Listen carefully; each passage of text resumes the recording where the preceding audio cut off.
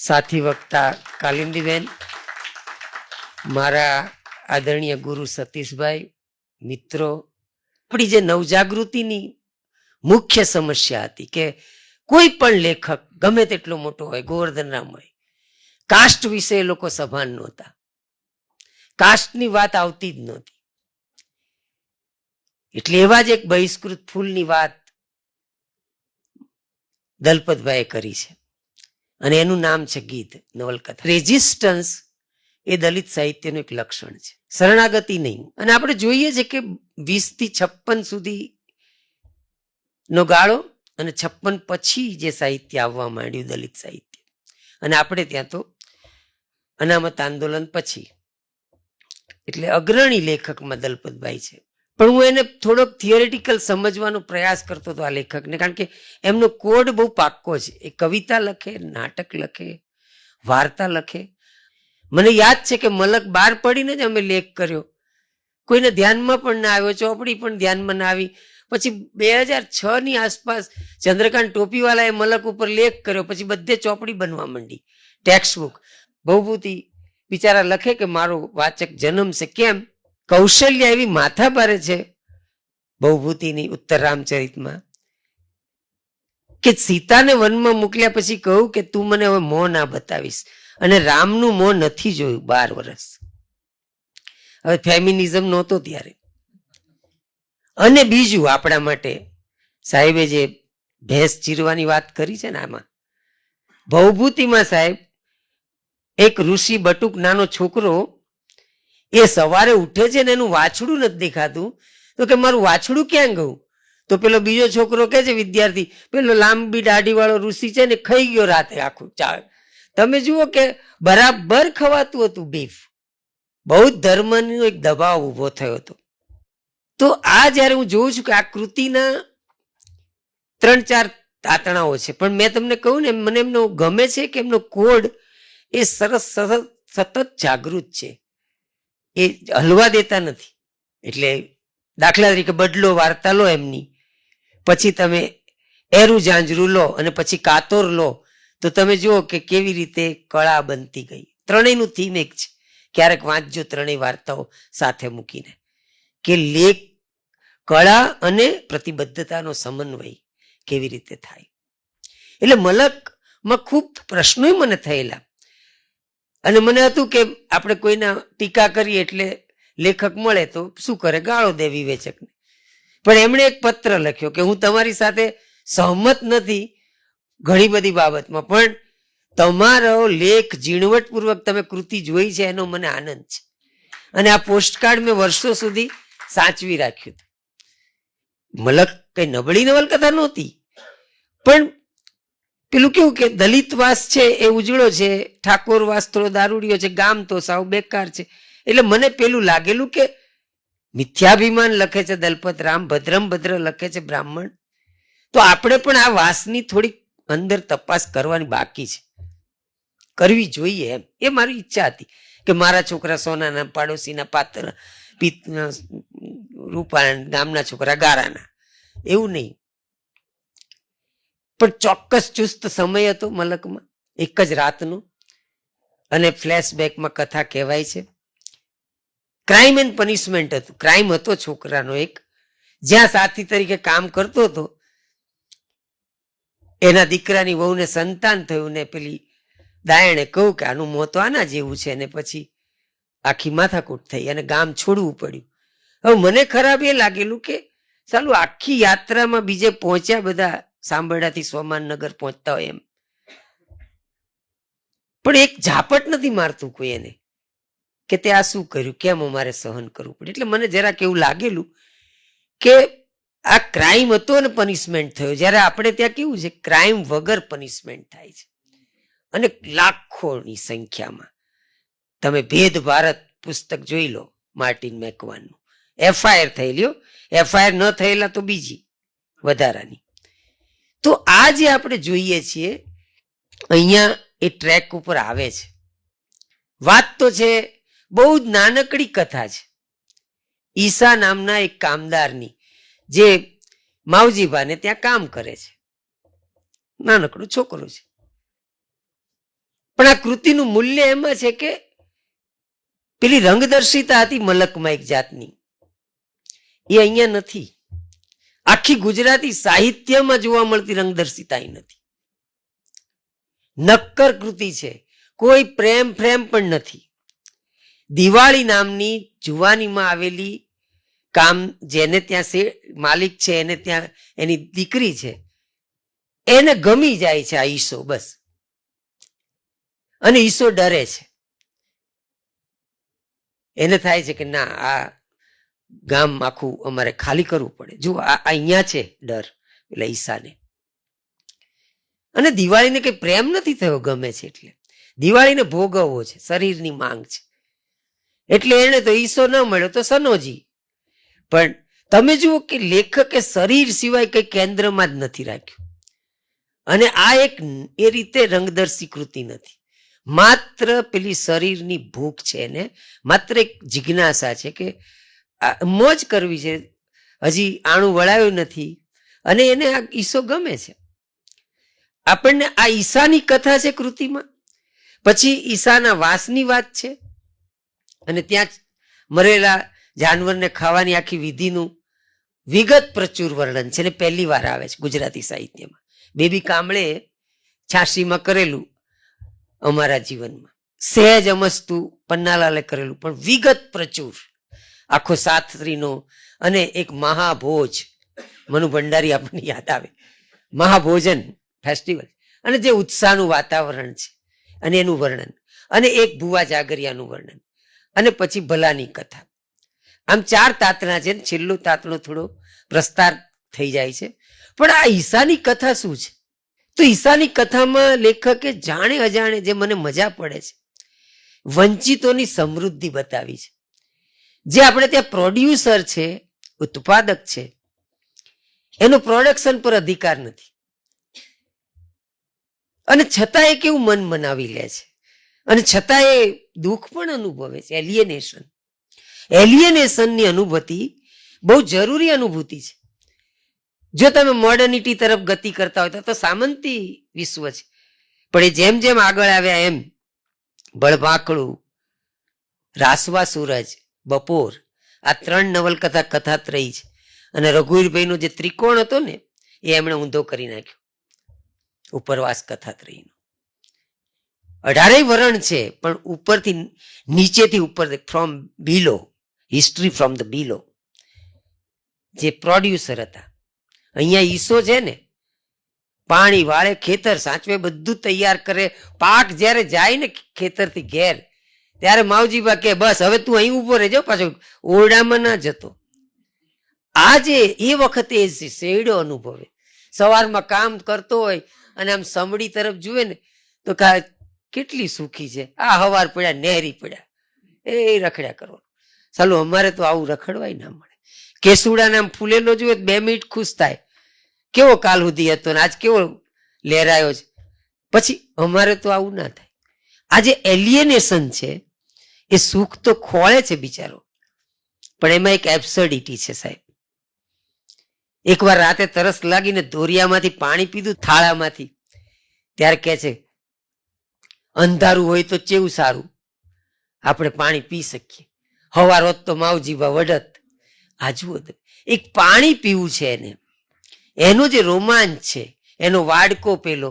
એટલે આ ઈસાને, આમ તો નાનું છોકરું, બાપા જ કામ કરતા હતા ઘેમરભાઈ ને ત્યાં, માવજીબાને ત્યાં, પણ હવે ઘેમરના બદલે ઈસો. નિશાળ તો ક્યારે છૂટી ગઈ ખબર ના રહી. એકવાર રાત્રે ગણતો હોય તારા, આમ જો 1 2 3 4 9 થયા હતા, પતી ગયું. જેણી જમેલો. એને બિચારાને 1 થી 10 પછી આવડતું નથી. એની નિશાળ જ ખેતર છે, એની સ્કૂલ છે આખી એ. અને એટલે એમાં એ દુઃખની વચ્ચે કાળી મજૂરી કરવાની છે. મજૂરીના વર્ણનો છે અહીંયા. 1 મિનિટ કામદાર નવરો બેસી રહેવો ન જોઈએ. અને મસારામાં મળે છે શું? થોડા કપડા અને બહુ જ સામાન્ય પૈસા. મસારો છૂટતો નથી. આ ઈસો, નાનકડો ઈસો, બળદિયા રમાડતો રમાડતો, બળદિયા ખોવાઈ જાય ને, નાના રમકડા હોય, નાનો હતો ત્યારે માને પૂછે મારા બળદિયા ક્યાં જ્યાં? તો તમને જો વાનકા વાનકા કરીએ છીએ ને, આપણો વાનકા છે. મારા બળદિયા ક્યાં ગયા એટલે માં કે કઈ પડ્યો હશે શોધી આપું છું, પણ ક્યારે એ બળદ બની ગયો એની એને ખબર ના રહી. એ જે આ જે એને આ લેખકની જે વિકાસ છે ને, ઝીણું ઝીણું જોવાનું, એ બપોર સુધીમાં ક્યાં પહોંચ્યા તમે જુઓ તો ખરા. મલકથી શરૂ કરીને વિકાસ દેખાવો જોઈએ, ખાલી ચોપડીઓ નહીં. અને મને દલપતભાઈમાં વિકાસશીલ સર્જક દેખાય છે, એમની સર્જક ચેતના સતત વિકાસશીલ છે.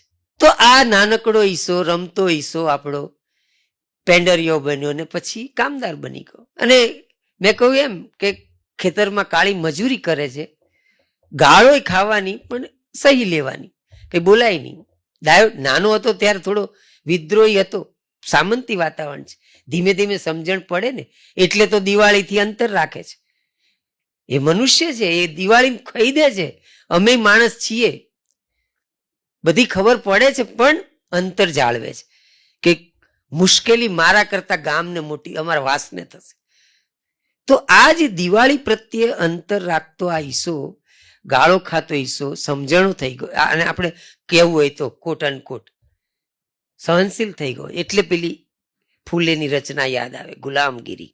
એને થાય છે ઈશાને કે આ ગાળો ખાવી આ બધું બરાબર છે, ગાળો દેતોય ખાવાની છે.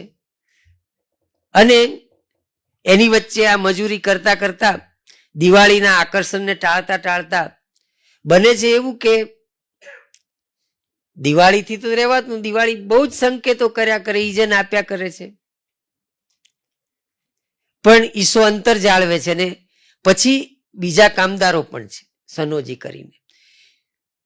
અને આ જે માવજીભા છે એમના વેવાય આવે છે, કહે છે કે આ આપણા છોડીનું આણું કરી હાલવાનું લઈ જવાની છે દિવાળીને, અને તમારા ત્યાં કેટલા બધા પુરુષો કામ કરે છે, એટલે જરા ચેતવું. ને માવજીભાન થાય છે હા ઈસાથી ચેતવું પડશે. એટલે એક મમરો લેખક મૂકી દે છે હેમરાજના પાત્ર દ્વારા. અને ઈસો તો ઈસો જ છે. મેં કહ્યું એમ જુવાન થયો છે, એને વહુ છે. મને ખરાબ લાગ્યું સાહેબ કે એની વહુ સગાઈ થઈ ગઈ છે, લગ્ન આણું કરી લાવવાની જ છે, એને એકાદ વાર તો લાવવા જેવી હતી. ખબર કાઢવા તો લાયા હોત એને વાગ્યું ત્યારે. એ મરી ગયો ત્યાં સુધી લેખકોનું સ્ત્રીઓએ શું બગાડ્યું છે તમે દૂર રાખો છો. એટલે કારણ કે ઈસાની પત્ની હું આમ રાહ જોયા કરું કયા પાનામાં આવશે. તો આ ઈસો વતુ કરાવે, જુવાન થાય એટલે શરમાય, એટલો બધો અને એમાં ચાટલામાં મું જોયે ને, ચાટલું નવું નવું છે, પહેલી વાર જોયું. આ બધું તેમના બહુ છે. રાસવા સૂરજમાં પહેલી વાર દલિતે બહાર ચા પીધી ને સાહેબ હોટલે, એનો જે રોમાંચ, આ બધો આપણો સામાજિક સોશિયલ હિસ્ટરી છે. પીટરની વાત હોય કે ગુલાણાની વાત હોય કે આ બધા હિસ્ટ્રીઝ છે આપણા. શંકરભાઈની કવિતાઓમાં કેટલો ઇતિહાસ છે, બાપરે બાપ.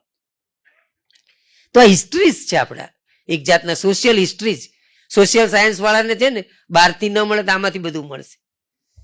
એમને આ અભ્યાસ કરી લેવાય. આ સોશિયલ સાયન્સ માટેની ઉત્તમ કૃતિઓ છે, અને કળાકૃતિઓ હોવા છતાં એક વધારાનું કામ કર્યું છે. તો આ ઈસો એની દાઢી બાળી કરાવે અને સરસ પોતે જ એના પોતાના ઉપર મોહાઈ જાય છે. એટલો બધો મોહાઈ જાય કે આમ મોં બો ઢાંકીને ખેતર જાય છે, કોઈ જોઈ ના જાય, કોઈ જોઈ ના જાય. અને દિવાળી કે કેમ મોં ઢાંકેલું છે, અને દિવાળી જ ખોલી નાખે છે.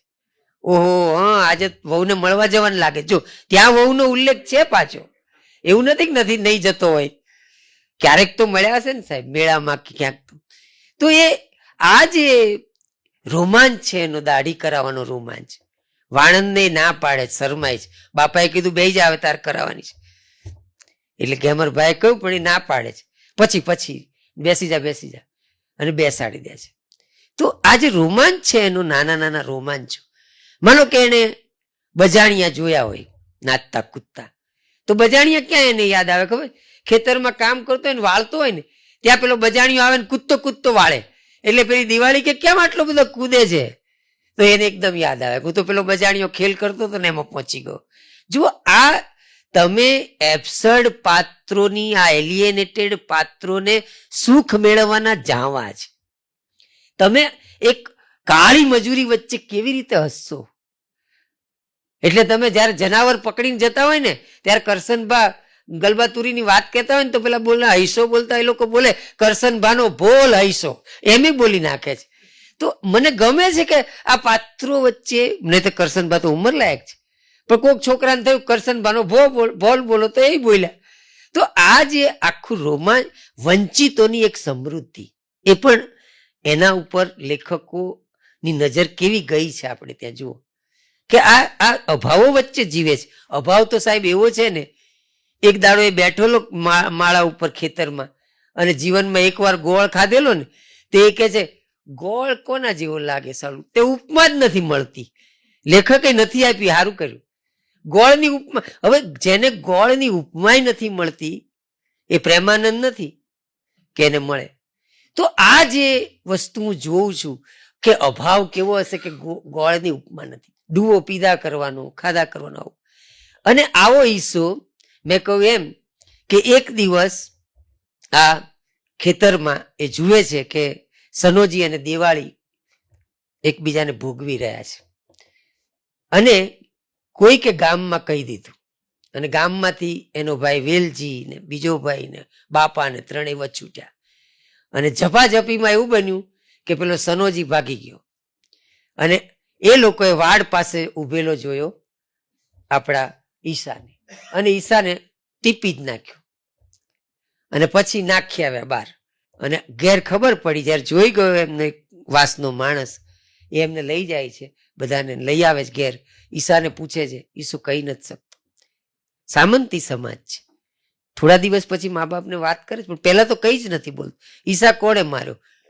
અને જયારે એ કહે છે ત્યારે ગેમરને એવું થાય છે કે લાકડી લઈને જવું અને માવજીભાને મારું, પણ એની માં વાલી જ કહે છે કે કોઈએ સનોજીની વાત સ્વીકારી જ નથી, કોઈને ખબર નથી, ઠાકોરોય દુશ્મન થશે, પટેલોય દુશ્મન થશે, આપણે કરશું શું, અને દિવાળીની આબરૂનું શું.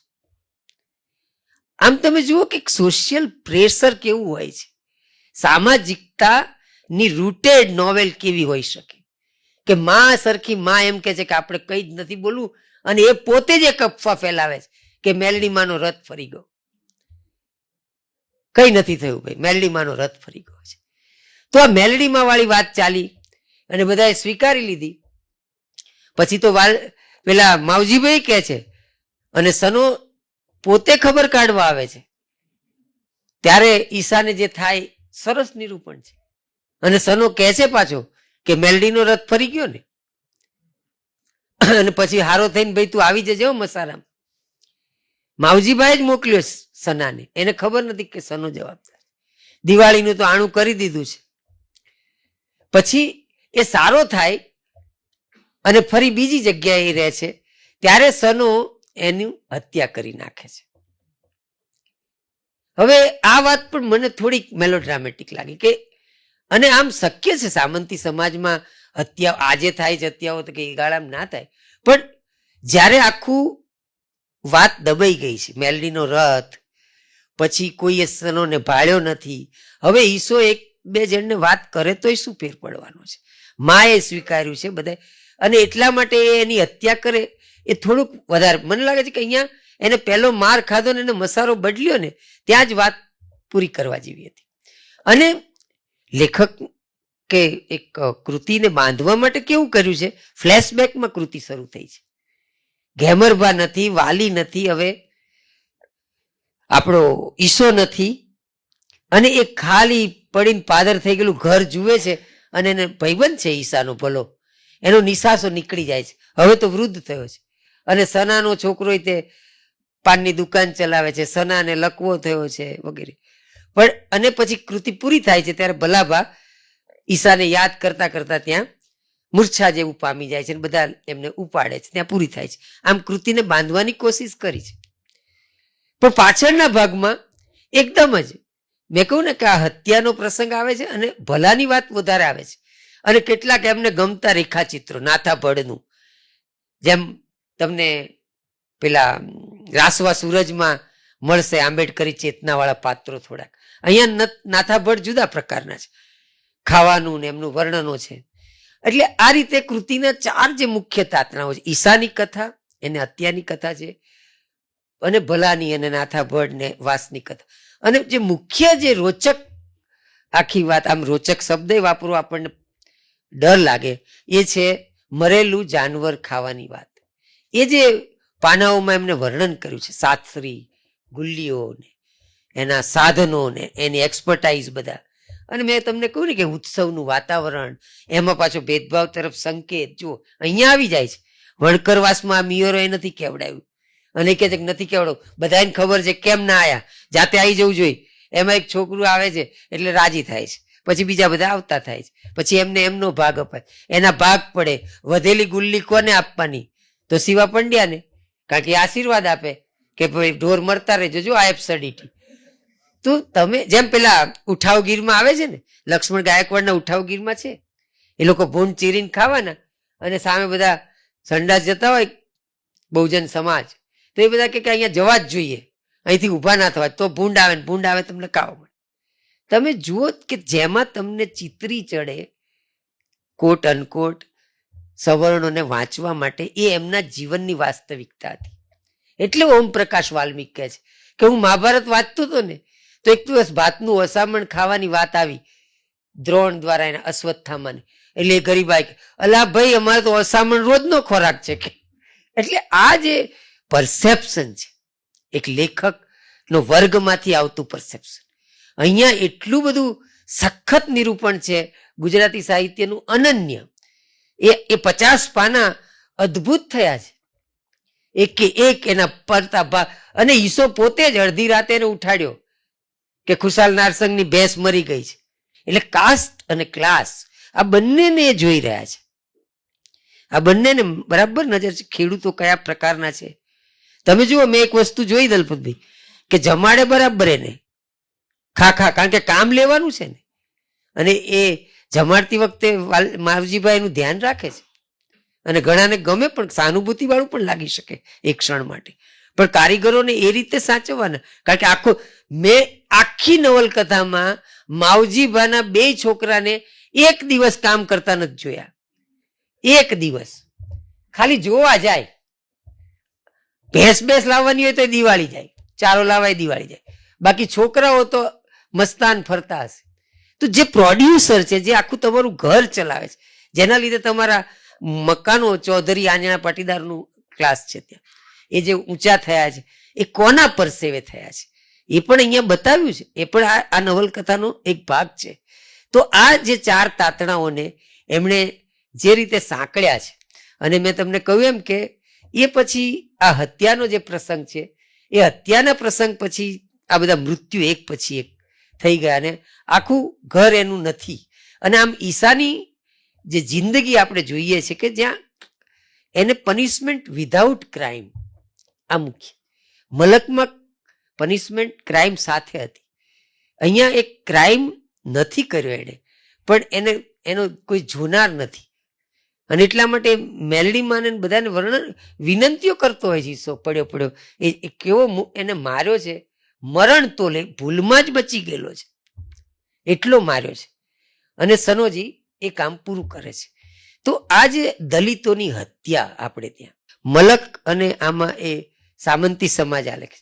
જેવું ભળભાખડું થોડું થયું સયાજીરાવ કન્યા કેળવણી, તોય વાસમાંથી જવા તો ના જ દીધા બાને, પણ સ્કૂલ ચલે હમ નારો હતો ને, તો એ સ્કૂલની વાત આવી, ભળભાખડું, પછી રાસવા સૂરજ, પછી બપોર, પછી અહીંયા જેની સાથે રહ્યા આવીને ચાલીઓનો વિસ્તારની.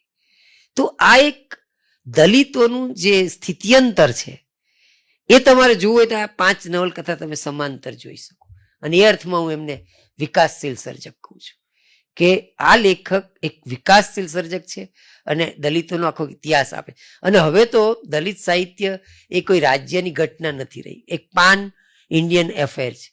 તમે એને અત્યારે હમણાં જ હું સાંભળતો હતો કે ઓરિસ્સામાં એક પડાપડી નામની એક નવલકથા અત્યારે બહુ ચકચાર જગાવી રહી છે.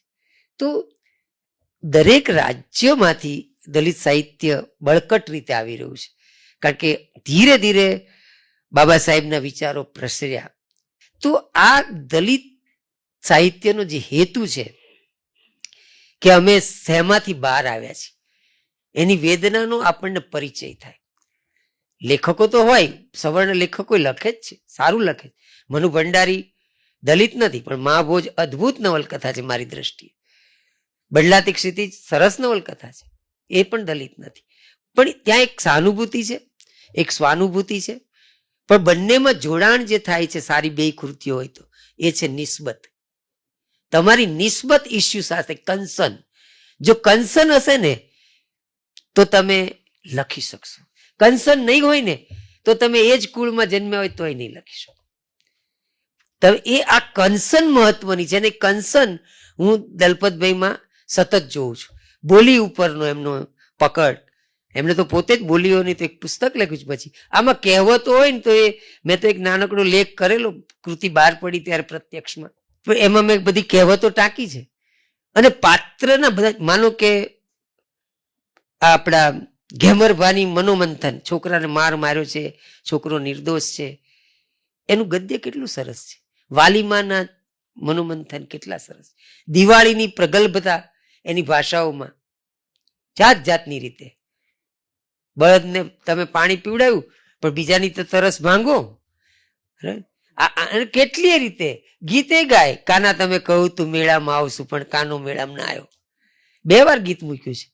કારણ કે એની જે પ્રગલ્ભતા છે એને ભાષામય બને, બધું જ ભાષામય બન્યું છે એમ કહું છું. અને જ્યારે ભાષામય બને છે ત્યારે એક વધારે ચોટ આપણને મળે વાચક તરીકે. અને એટલા માટે આ નવલકથા એક અનન્ય ગુજરાતીમાં નવલકથા. અહીંયા બધી જ, નહીતર શેઠ અને કામદાર છોકરી કે કામદાર છોકરા સાથે શેઠાણીના સંબંધ, પણ એમાં એક રંગદર્શિતા હોય છે. અહીંયા કોઈ પણ પ્રકારની રંગદર્શિતા નથી. એટલે આ ગુજરાતી સાહિત્યની એક અનન્ય રચના છે એમ હું માનું છું. અને હું માનું છું કે મેં પૂરતો પરિચય આપ્યો છે. આભાર. બંને વક્તાઓના વક્તવ્યથી આપણને કે વિશેષ પ્રાપ્તિ થઈ હોય તો સન્માનપૂર્વક ખૂબ તાળીથી બંને વક્તાઓનું અભિવાદન કરીશું. માન્ય શ્રી કાલિંદીબેન પરીખ આપણી વચ્ચે અમરેલીથી ખાસ અહીંયા ઉપસ્થિત છે. ગુજરાતી ભાષાના ગદ્ય અને પદ્ય તેમજ સંસ્કૃત ભાષામાં પણ એમનો વિશેષ અભ્યાસ રહ્યો છે. માન્ય શ્રી ભરતભાઈ મહેતા એ ખાસ વડોદરાથી આપણી વચ્ચે અહીંયા ઉપસ્થિત છે. એ પણ ગુજરાતી ભાષાના તમામ સ્વરૂપોમાં સારી રીતે વાત મૂકી આપે એવા વક્તા આપણી વચ્ચે ઉપસ્થિત છે. બંને વક્તાઓને વંદન, બંને વક્તાઓનો આભાર. વિશેષ આ પુસ્તકના, ગીત પુસ્તકના સાહિત્ય સર્જક દલપતભાઈ ચૌહાણ અને સાહિત્ય સર્જક નીરવ પટેલના પત્ની એમના દીકરી જશુમતીબેન અને રૂચાબેન અહીંયા ઉપસ્થિત છે. એનો વિશેષ આનંદ પ્રગટ કરું છું. આ કાર્યક્રમની નોંધ જે કોઈ ગુજરાતી અંગ્રેજી અખબારો લીધી, તમામ અખબારોના તંત્રશ્રી, રિપોર્ટરશ્રી, ફોટોગ્રાફરશ્રીનો આભાર. આપ સૌ સમય ખર્ચીને આવ્યા એ માટે આપનો આભાર. જેમને નિમંત્રણ કાર્ડ કુરિયરથી નથી મળતા તો તેઓ બહાર પોતાનો વોટ્સઅપ નંબર લખાવી શકે છે. તે માધ્યમ દ્વારા અમે આગામી કાર્યક્રમોની જાણ કરીશું. એક સમૂહ તસો લીધા બાદ કાર્યક્રમ પૂર્ણ જાહેર થશે. બહાર ચા કોફીની વ્યવસ્થા છે, એને ન્યાય આપશો.